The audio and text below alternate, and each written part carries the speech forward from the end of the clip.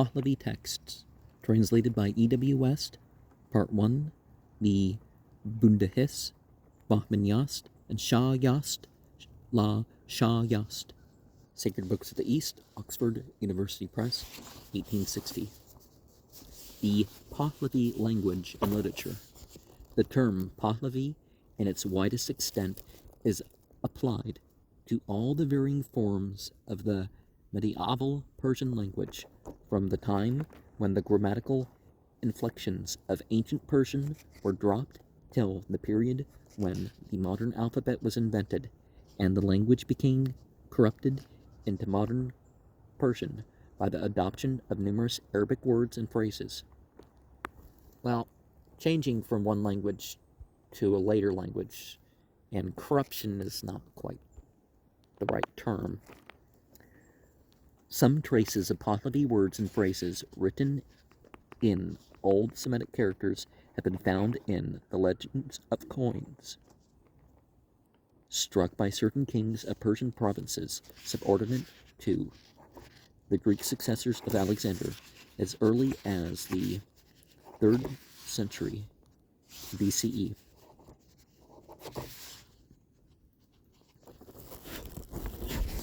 Further traces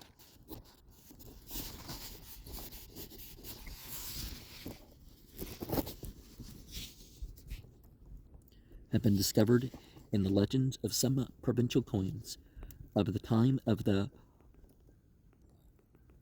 Zoroastrian dynasty, but practically our acquaintance with Pahlavi commences with the inscriptions on rocks and coins of Ardashir e Papakan 226 to 140 of the Common Era, the founder of the Sasanian dynasty, and ends with certain religious writings of priests and other devout Parsis of post-Muhammad times, among the latest of which is one dated year of the religion 250.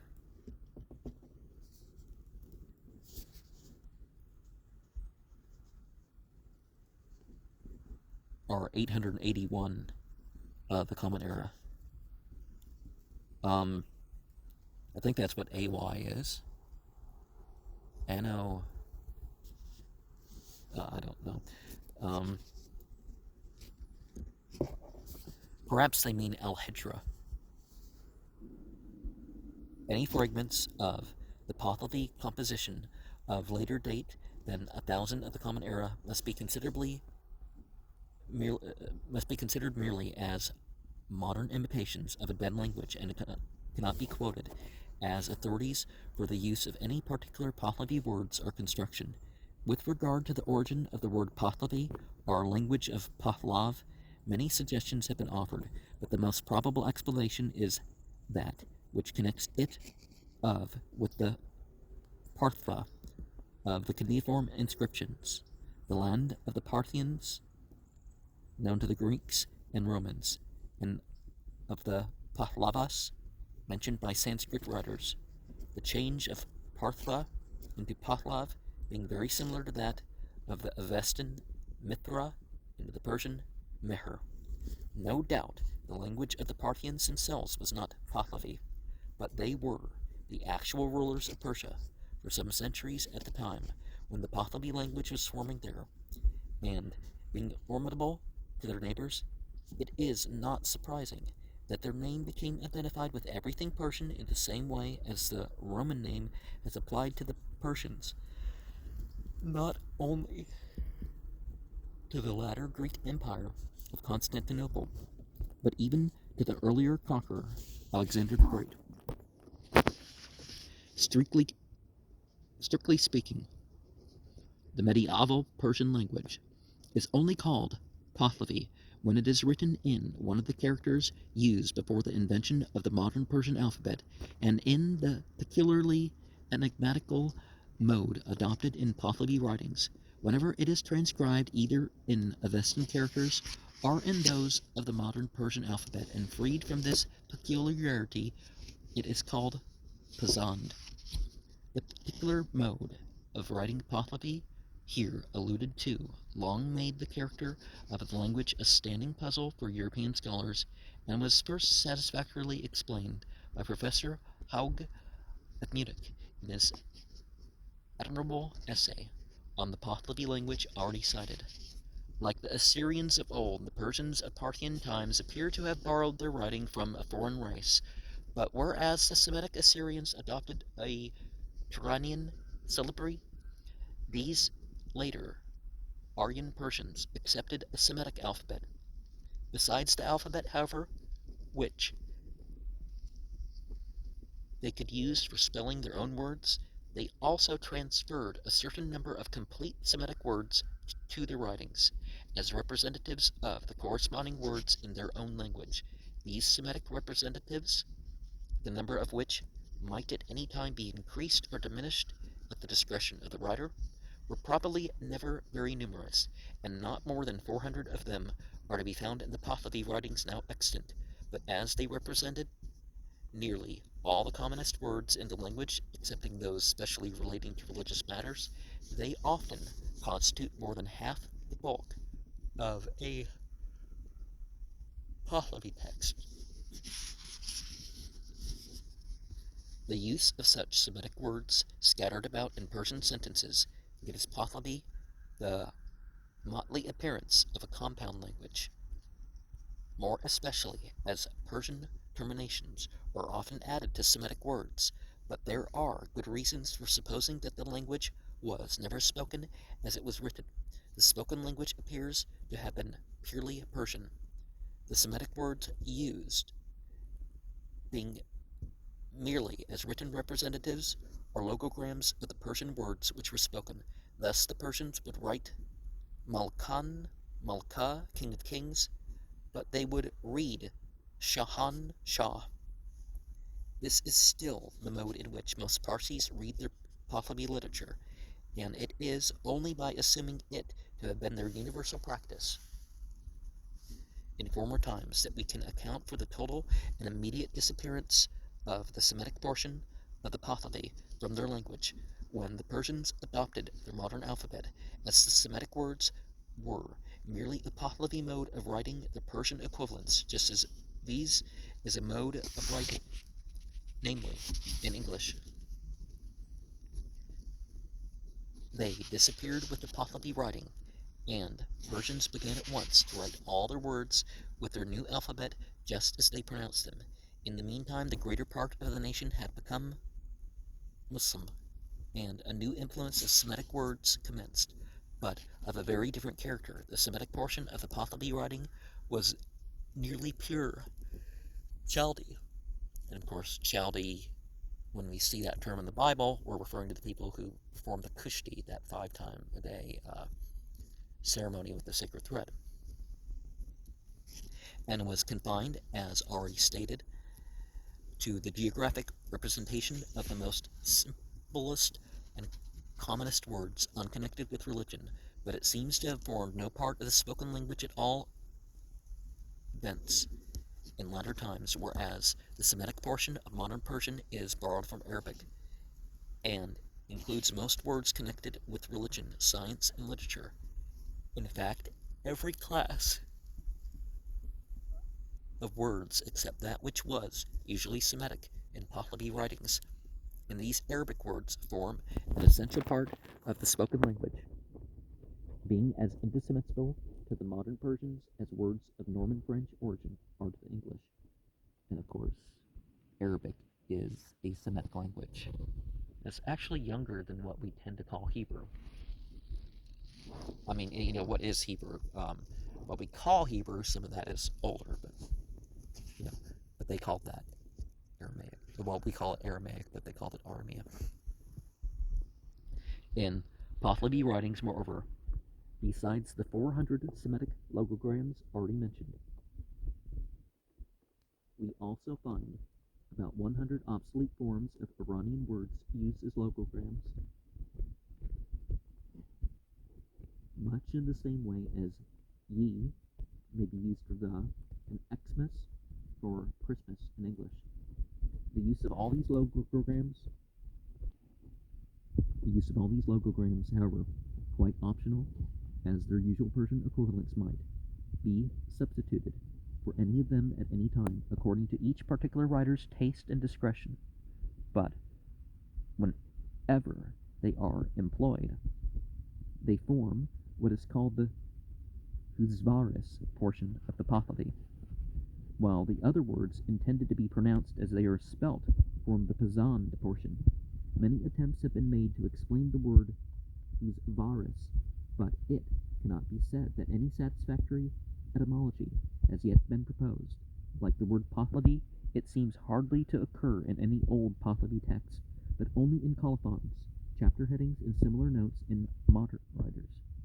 It seems, therefore, more reasonable to trace it to modern Persian than to direct any more ancient source. Its Pahlavi form, Huzvaris, or Huzvarisan, appears to represent the Persian Huzvaris, which is rarely used, the usual Persian form of the word being Zuvaris. Now, Zuvaris is precisely the form of an abstract noun derived from the crude form of a verb Zuvaridan, which has been admitted into some Persian dictionaries on authority of Gallius, with the meaning to grow old, to become threadbare, if such a verb really exists in Persian, although its meaning may imply decrepitude or decay, rather than antiquity or obsoleteness. Yet its abstract noun would not be altogether inapplicable to the logograms used in Pahlavi, which are, in fact, last remnants of older writings.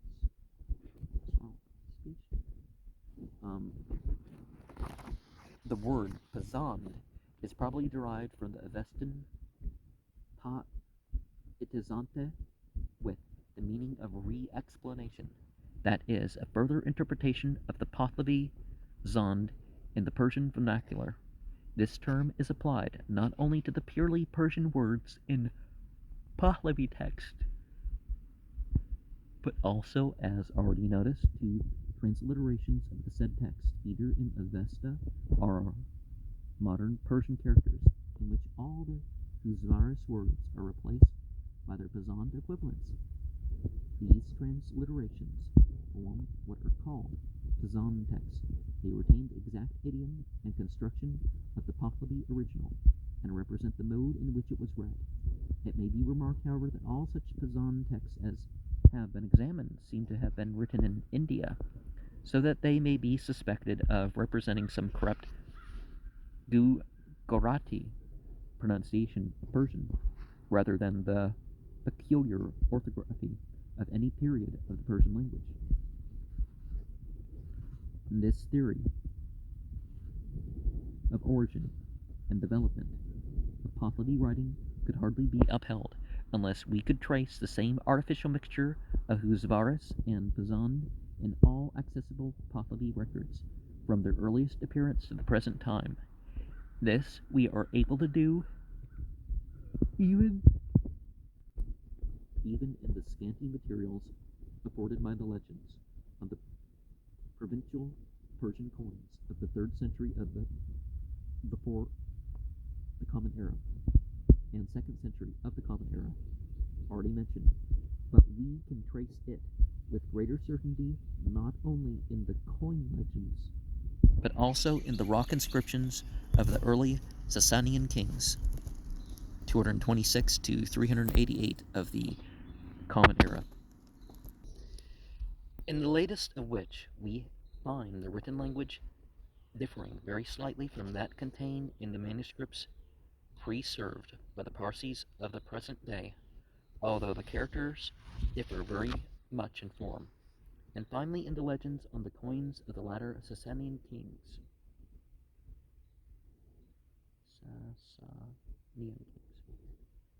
388 to 651 of the Common Era, and on the seals of their times we find even this difference in the shapes of the letters, disappearing by degrees. In fact, all the materials at our disposal tend to show that Huzvaris has been an essential constituent of all Pahlavi writings from the time of Alexander's successors to that of the disuse of Pahlavi characters, that we have no reason to suppose that the spoken language of the great mass of the Persian people ever contained the Semitic words which they thus use as uzvaris in their writings, although the use of uzvaris, until explained recently, rendered the nature of the Pahlavi language very obscure. It added very little to the difficulty of understanding the Pahlavi text, because the meaning of nearly every uzvaris logogram was well known, being recorded in an old glossary preserved by the Parsis, in which every logogram is explained by its proper Pazand equivalent. The exact copies of this old glossary generally contain the Huzvaris and Pazand words written in Pahlavi character, together with their traditional pronunciation either in Avesta or modern Persian letters. There is therefore no particular difficulty in reading or translating the Huzvaris portion of a Pahlavi text, although doubts may often be entertained as to the accuracy of the traditional pronunciation. The real difficulty of reading Pahlavi text lies in the Pazand portion, so far as it may be explained by existing vocabularies, and is chiefly occasioned by the ambiguity of some of the Pahlavi letters. The alphabet used in Pahlavi books contains only 14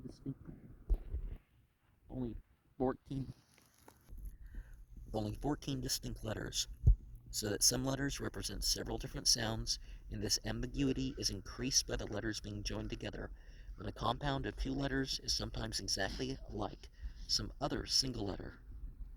The complication arising from these ambiguities may be understood from the following list of the sounds, simple and compound, represented by each of the 14 letters of the Pahlavi alphabet respectively.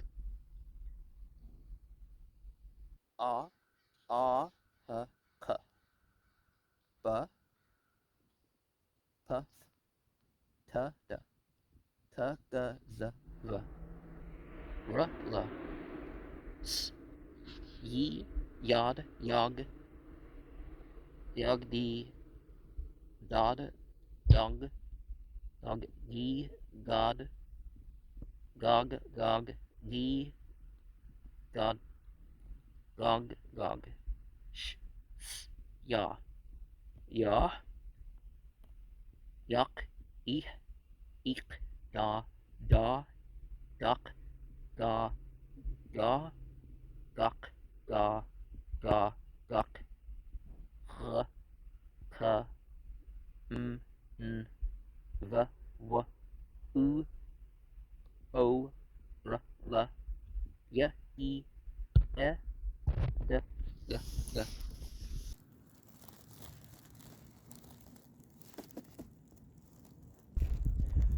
From this list, it is easy to see the confusion produced by the letter S being exactly like the letter Y doubled. Well, it's slightly different, and by the letter Sh being identical with a compound of Y and A. And there are, in fact, some compounds of two letters which have from 10 to 15 sounds in common use, besides others which might possibly occur, if it be further considered that there are only 3 letters which are also consonants, as in most Semitic languages, to represent 5 long vowels, and that there are probably 5 short vowels to be understood. The difficulty of reading Pahlavi correctly may be readily imagined. When Pahlavi writing was in common use, this difficulty was probably no more felt by the Persians than the complexity of Chinese characters is felt as an evil by a Chinese Mandarin, or the corrupt system of English orthography by an educated Englishman. It is only the foreigner or learner who fully appreciates the difficulty of understanding such cumbrous systems of writing. With regard However, to their Huzvaris logograms, the Persians seem to have experienced more difficulty, as the actual sounds of these Semitic words were rarely pronounced, in consequence of their Pazand equivalents being substituted in reading. There must have been some risk of their true pronunciation being forgotten, and that this risk was understood by the Persians or Parsis is provided by the existence of the Huzvaris Pazand glossary already described, which was evidently compiled as a record both of the pronunciation and meaning of the Huzvaris logograms, but its compilation does not appear to have been undertaken until the true pronunciation of some of these logograms had been already lost. Thus, although the traditional readings of most of the Semitic portion of the Huzvaris can be readily traced to well-known Chaldee words, there are yet many other such readings which are altogether inexplicable as Semitic words. In most such cases, however, European scholars have found that the Huzvaris word can be easily read in some other way which at once connects it with some ordinary Chaldee equivalent. It may therefore be reasonably assumed that the compilers of the glossary had in some instances lost the correct pronunciation of these old Semitic words, and that in such cases they adopted, as a Parsi would probably do at the present day, the most obvious reading of the letters before them, which thenceforth became an artificial word to be handed down to posterity by successive generations of writers with all the authority of old tradition. In the same manner, the artificial pronunciation of the Iranian portion of the Huzvaris may be explained. The compilers of the glossary found a number of words in the Pahlavi text which were written in some obsolete or contracted manner. They knew the meanings of these words, but could not trace the true readings in the altered letters. They therefore adopted the most obvious readings of the written characters, and thus produced another series of artificial words, such as Anhoma for Harmazd, Yahan for Yazdan, Madonad for Ma'inok, Shatan for Shatro, and so on.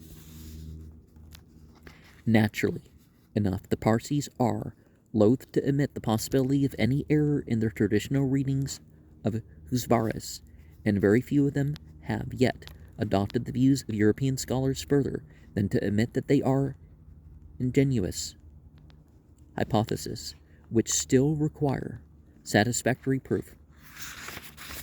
They are quite right in demanding such proof, and they may reasonably argue that the conflicting opinions of various European scholars do not tend to increase the certainty of their explanations, but, on the other hand, they are bound to examine all proofs that may be offered and to consider the arguments of scholars before utterly rejecting them in favor of their own preconceived notions of traditional authority.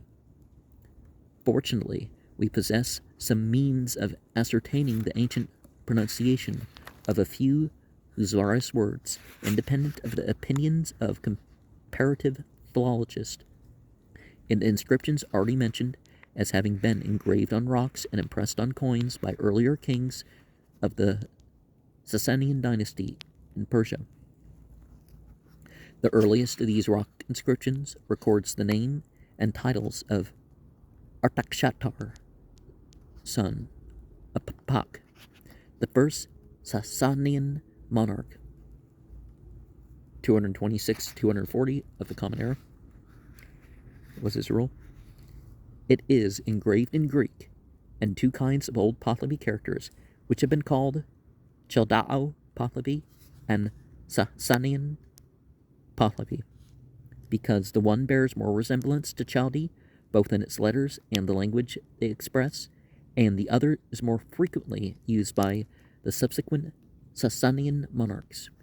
A similar trilingual inscription records the names and titles of his son and successor Shahpuhar I, 240-271 of the Common Era, who has also left a long bilingual inscription in Chaldao and Sasanian Pahlavi in a cave near Persepolis, Another long bilingual inscription, fragments of which have been found on stones among the ruins of Pa'i Kuli, is attributed to his early successors, who have also left us several unilingual inscriptions in Sasanian Pahlavi, two of which are of great length, but none later than the end of the 4th century. The language of the earlier of these inscriptions differs from that of the manuscripts preserved by the Parsis, chiefly in the use of several Semitic words unknown to the manuscript Huzvaris. The non-existence of Iranian Huzvaris, which is evidently a growth of later times, and the less frequent use of Persian terminations affixed to Semitic words. These differences, however, are hardly greater than those which distinguish the English of Chaucer from that of our own day. Moreover, they gradually disappear in process of time, as we find the latter inscriptions of the 4th century approaching much closer in language to the manuscripts. As the alphabets of these inscriptions are less imperfect and ambiguous than that of the Pahlavi manuscripts, they render the pronunciation of many words much more certain. They consist of 18 letters having the following sounds: 1 a, 2 b, 3 p, f, 4 t, d, 5 k, g, 6 k, h, 7 d, 8 r, v, w, u, o, 9 z, 10 s, 11 sh, s, 12 k, 13 g, 14 l, r, 15 m, 16 n, 17 y, e, 18 doubtful, being equivalent to the Chaldee and to the Pahlavi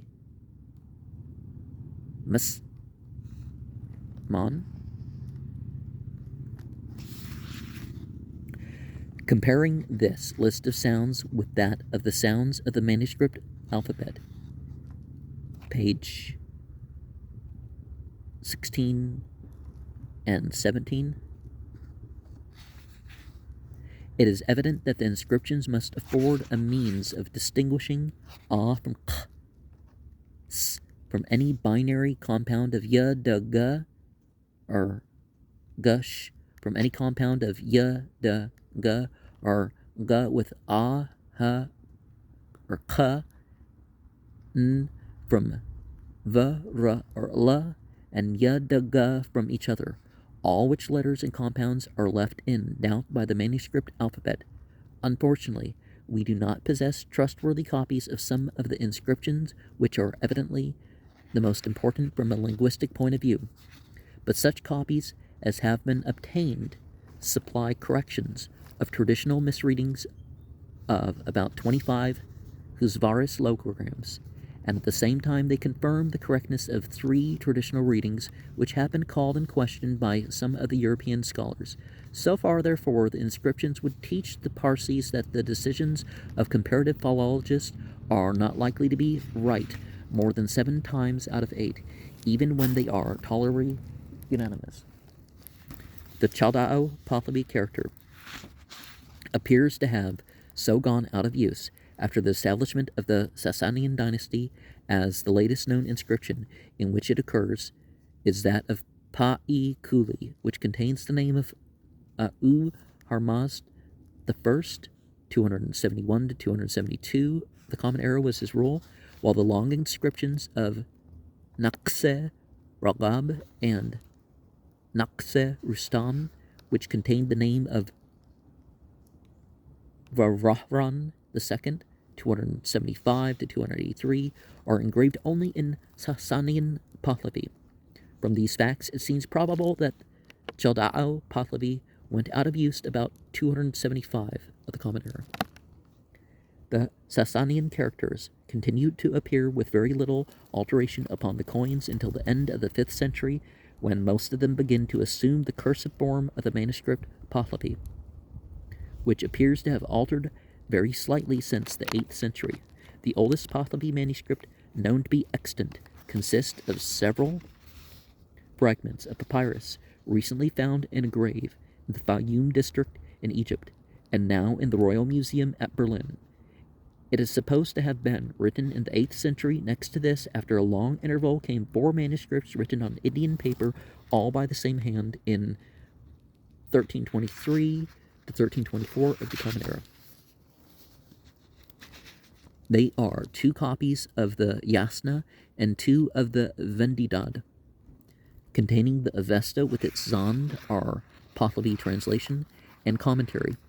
2 of these old manuscripts are now preserved in Copenhagen, 1 in London and 1 in Bombay. Next to these in age are 2 manuscripts of miscellaneous Pahlavi text, written about 50 years later. 1 of these is now in Copenhagen and 1 in Bombay. Another manuscript of nearly the same age is also a miscellaneous collection of Pahlavi text, written in 1397 of the Common Era, and now in Munich, where there is also one of the oldest Pazand Sanskrit manuscripts, a copy of the Arda Viraf Namak, written in 1410 of the Common Era, another Pazand Sanskrit manuscript, a copy of the Arda Avesta of about the same age exist in Bombay. Pahlavi and Pazand manuscripts of the 16th century of the Common Era are rather more numerous. Pahlavi literature reached the zenith of its prosperity about 13 centuries ago, when it included the whole literature of Persia.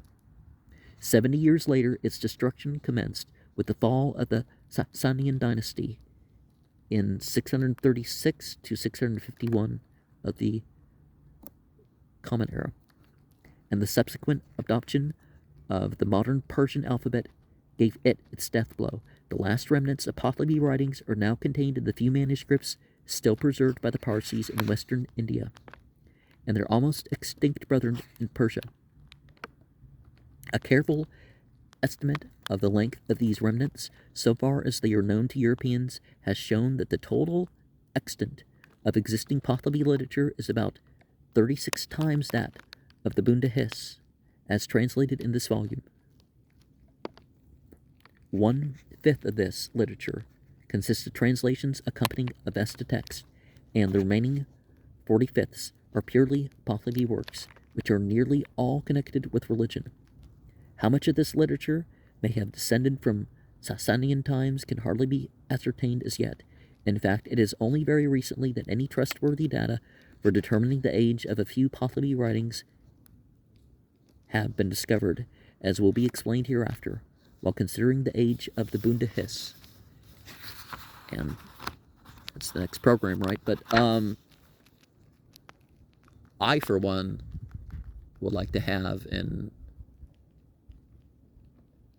particularly in translation, but, and read and study each of these volumes, well, the ancient texts, the rare manuscripts and stuff like this. That's probably asking too much, right? But there's obviously a lot of work for me to do here.